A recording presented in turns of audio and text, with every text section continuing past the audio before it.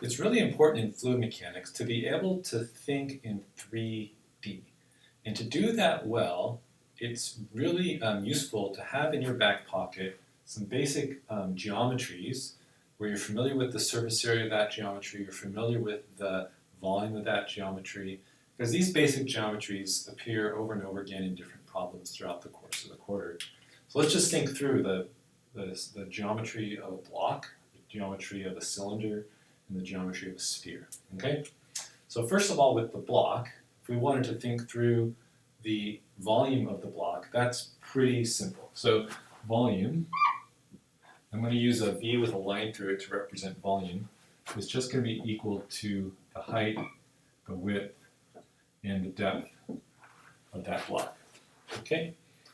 Now if I wanted to know the surface area of that block, well, that's going to be the top of the block, the sides of the block, back, and the bottom of the block.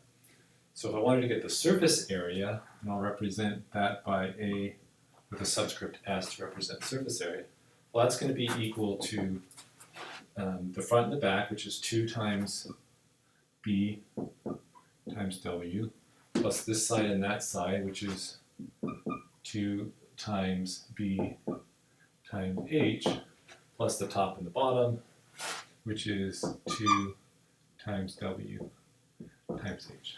Okay, so the block is pretty straightforward. You can figure out the volume of the block, you can figure out the surface area of the block. Now let's move on to the cylinder.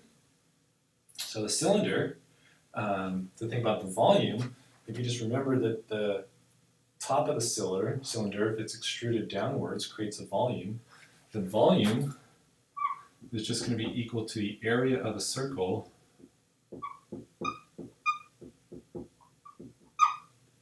times the height. Okay, so that's just going to be equal to pi d squared over 4 multiplied by height. Okay, so that gives you the volume. To get the surface area of the sphere, you've got the area of the circle on top, the area of the circle on the bottom, and the area of the sides of this cylinder, which if you were to lay it out, would just be equal to a rectangle. So the area, surface area of the cylinder is going to be equal to the area of the top plus the area of the bottom plus the area of the sides, and that's going to be equal to pi d squared over 4 plus pi d squared over 4 plus pi times d times h.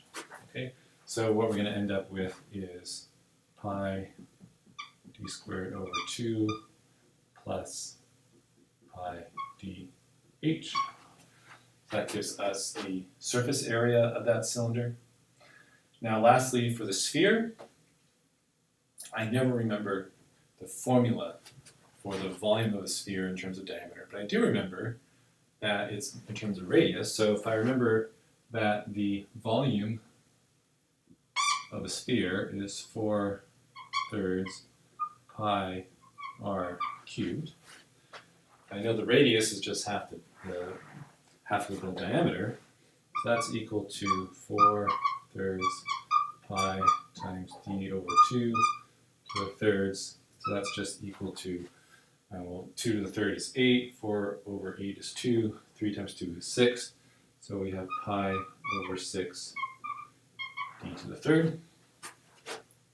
And lastly, if you remember the surface area formula for a sphere, it's equal to 4r squared, 4 pi r squared. Put that pi in there. And again, if we substitute in the diameter is twice the radius, then this works out to be pi d squared. So when you approach different problems, you'll see problems with rectangular geometries, problems with circular geometries, problems with cylindrical geometries. It's very helpful to be able to visualize the system, first of all, and recognize that it's just a sphere, or it's just a cylinder, or if it's just a rectangular block type geometry. And secondly, it's important that you be able to correctly construct the cross-sectional areas, the surface areas, and the volumes of those geometries. So this will help.